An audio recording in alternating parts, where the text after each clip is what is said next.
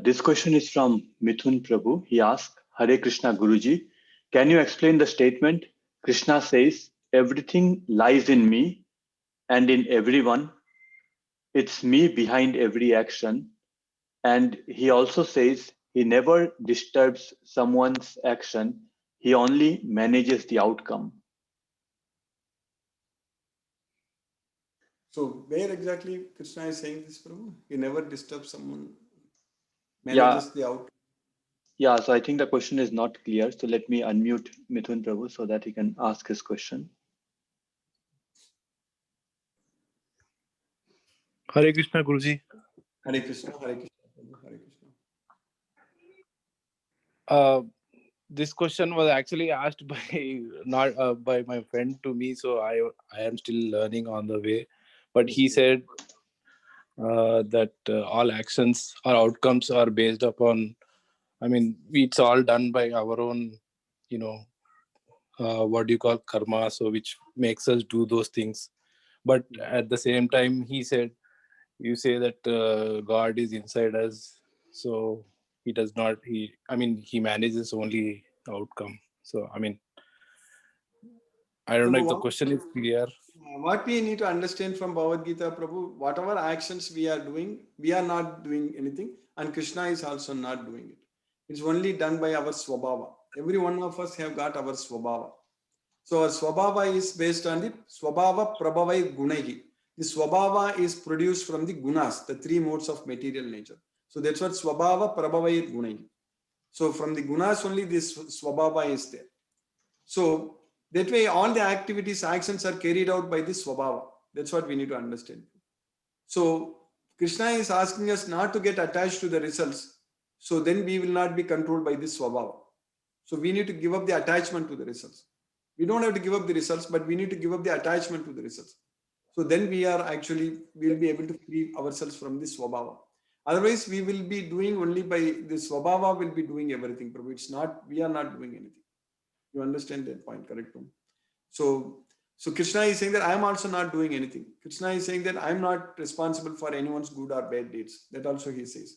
So everything is because of this swabhava only. Okay, Guruji. But I think he mentioned that he is the one who kills everyone on the battlefield. So he is the one. That way, that is his arrangement. Krishna, like we have the desire, like Krishna has got the desire. We need to know that. So Krishna has got the will. So Krishna has got his own free will. So Krishna is choosing Arjuna here to just act as an instrument. That's it. But Krishna, if he wanted to kill, he need not even do this, participate in this Mahabharata war at all. He can just, as I quoted another sloka from the 10th chapter, just Athava Bahunaitena Kimnyatena Tavarjuna Vistabhyaham Idam Krishnam Ekam Sena Situ Jagat. Just by one amsa, my Ekamsa, I just pervade by a single fragment of my energy, I pervade this entire universe. That's what Krishna said, correct? Yeah. So that way he can just kill everyone, whomever he wants to kill. He need not come all those things if he wants to do. But even here also, Krishna can identify all the devotees and teach Bhagavad Gita to them. That's what Krishna is doing. So, but he is giving us an opportunity to cleanse ourselves. Correct? Only by serving Krishna, only by spreading Krishna's message. So that's why Krishna is using us the tools. So when we make some devotees, it's not that we are making it. Krishna is making it. So that's what we need to do. Even spiritually also, when we advance so much, when we do so much of service, we should not feel ourselves really proud that it's Krishna is doing everything. But what we need to we can feel ourselves proud that we are surrendering unto Krishna. That's what is very important. We are becoming a devotee of Krishna. We have to be really, really very, very proud to be a devotee of Krishna. That's what is very important.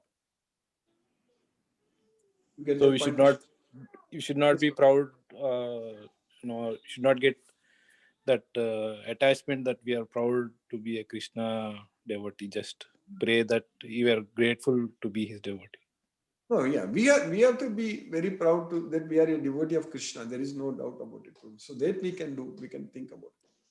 But the activities are done by Krishna means when we are able to, if we are submitting ourselves unto Krishna, our free will unto Krishna. See, of course, every activity can go only as per Krishna's wish. So that's what is very important. The success or failure is decided by Krishna only. So if our will our free will is aligns with Krishna's free will, then it is a success. Otherwise, it is a failure. That's it. Okay. Whatever we think and whatever Krishna thinks both are same, then it's a success. If you both think the opposite, then it's a failure. Okay.